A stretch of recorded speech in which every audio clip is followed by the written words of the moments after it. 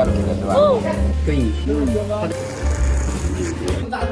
吃。Hello， 大家，去年11月有一个很难得的机会，去了一趟杭州，待了一个周末，吃了平价餐厅和贵价黑珍珠，吃了很多顿半川和甜品。今天这期视频先给你们分享一下吃的一些零散的小吃，感兴趣的话可以关注一下我之后的杭州 vlog。之前视频里不是说我之前参加了老板电器的一个厨艺比赛，然后拿了1等奖嘛，他们就送了我一张回国的往返机票，所以我10月份就回了一趟国，然后今天就跟我爸妈一起去杭州他们老板电器的工厂参观一下。就我自己个人觉得，我作为一个只是在家随便做做饭的小女，有点不要脸，就是女生来说，能有这种机会，我觉得还是非常怎么说，非常荣幸的，就是而且这个体验可能也不是一般人能够体验的。考试体验，我爸妈被我骗过来一起考试。我爸妈做的蛋糕，小笼包，蛋糕做的很标致。天呐，每天早上起来为什么都这么重？杭州的阿姨好可爱，应该是这家吧。早上先去吃了一家蛮有名的牛肉煎包，然后点了他们家的煎包和牛肉锅贴，看起来不错。来吧，上吧。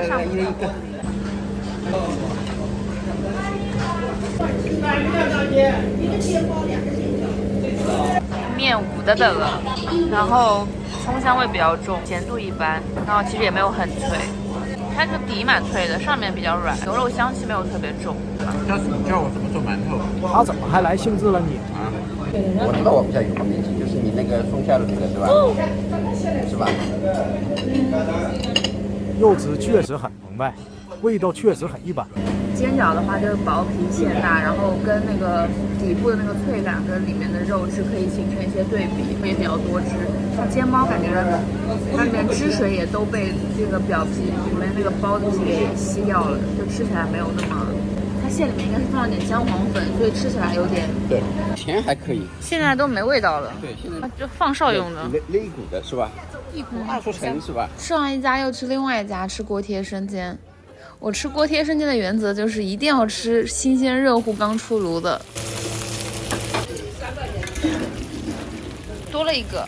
我知道我下班了。谢谢。个头真的好迷你啊，但是价格也蛮实惠的。好吃吗？比刚才好吃。那我也来一个。后来发现现在的锅贴都不咋样。哎呦，低脂。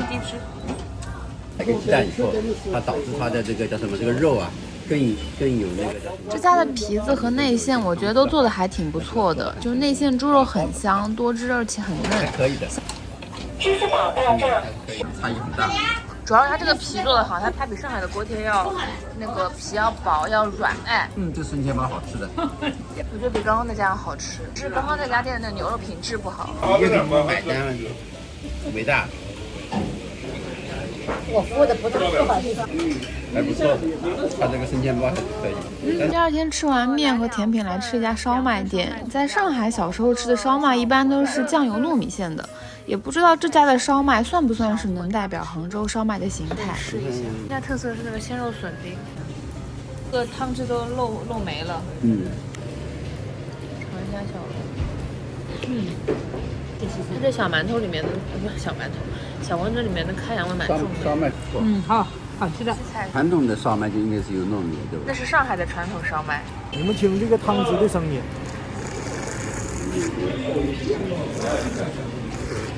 它这个味道，鲜肉笋丁的味道有点像我们小时候吃的那个小笼包的味道。可以的。我觉得它的烧麦非常小笼包的做法。对，它就是开口的小笼包。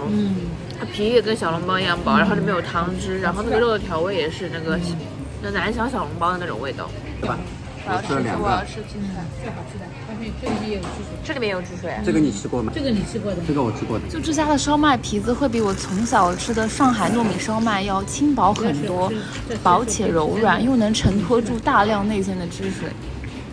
还不错的。我觉得不错。然后来来杭州这边的八卦村吃饭。等排队的时候去隔壁吃个泉州小吃。他们还有五香卷和海蛎煎牛排，长胖成了咸饭。很难和你们解散，我们在笑什么？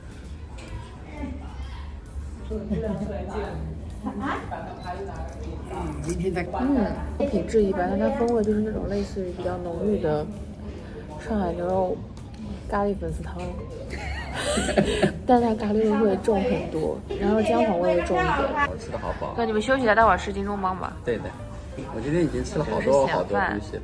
咸饭就还行吧，不如我自己做的香。今天天气冷，今天你们来这里这么空，大家都要摆地。